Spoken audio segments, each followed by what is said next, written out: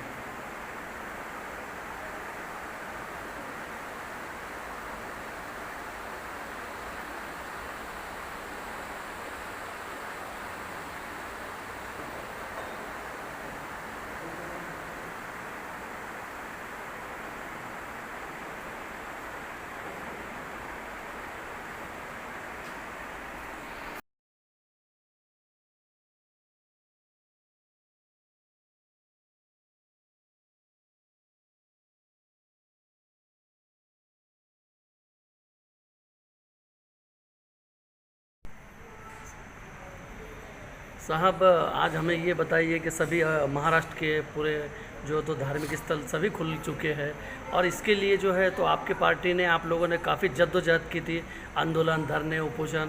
तो इसके बारे में आप क्या कहेंगे सर? आज सभी धार्मिक स्थल खुल गए हैं। गुज़श्ता 2 सालों से कोरोना के महामारी के चलते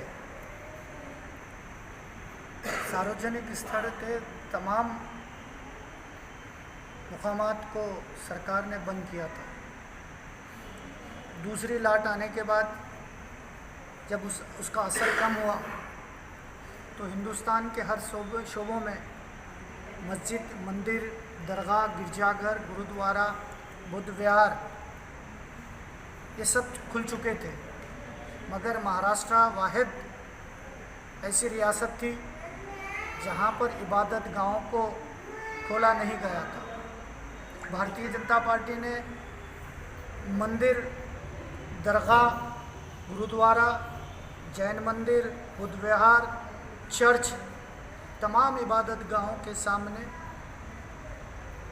उस मज़हब के इबादत करने वालों ने बार बार हुकूमत महाराष्ट्र से आंदोलन के ज़रिए मांग की थी कि आपने शराब की दुकानें खोल दी है, आपने सार्वजनिक जो ट्रांसपोर्टेशन है, बसेस, वो खोल दिया है। अगर आप मुंबई के बेस्ट बस का अगर मंज़र देखेंगे तो 54 सीट की बस में 100 लोग सफ़र कर रहे थे। शराब की दुकान, बाकी के तमाम चीज़ें खोलने के बावजूद जहाँ पर रूहानी सुकून मिलता है, इबादत करके अल्लाह परमात्मा, दो गॉड से अपनी मुरादें मांगी जाती है और एक दिल को सुकून मिलता है, ऐसी जगह इबादत गाहों को खोलने का इस सरकार को नहीं सूझी थी।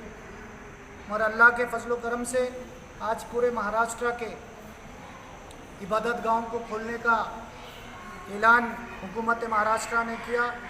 अल्लाह और ऊपर वाले ने इस सरकार को सुदबुद्धि दी कि वो इबादत गाहों को खोले और रूहानी तस्कीन के लिए मस्जिद, मंदिर, गुरुद्वारा, चर्च, दरगाह, बुद्ध विहार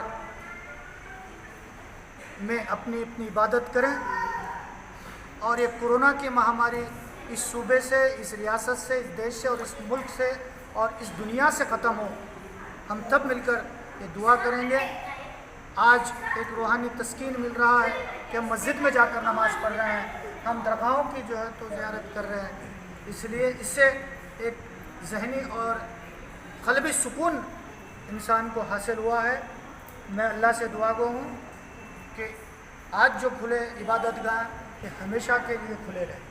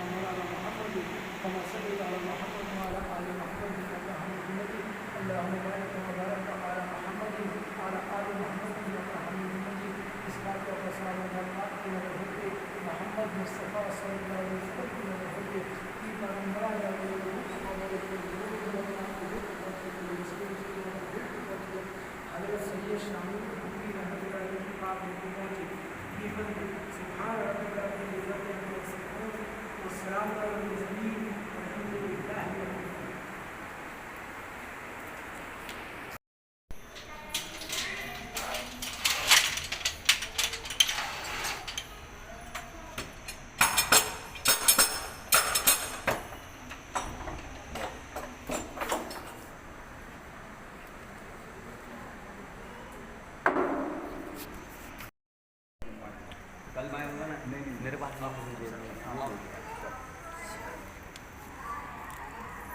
मैं तुमको नहीं ला रही, ज़्यादा टेंशन नहीं।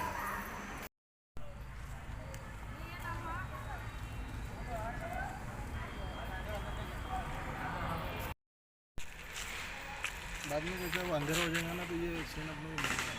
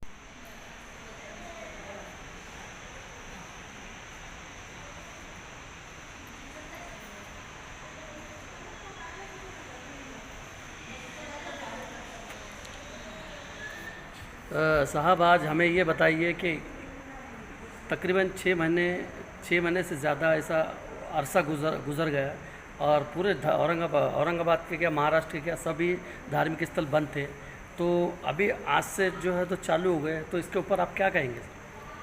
सर ये जो बंद था तो बहुत से ज़ाहिरीन लोगों का ऐसा कहना था कि ये दरगाह खुल जाना चाहिए और ये एक फैज़ का दरिया है, सभी लोगों का फैज़ होना चाहिए और सभी लोगों के मसले मसाइल सही तरीके से पूरे होना चाहिए।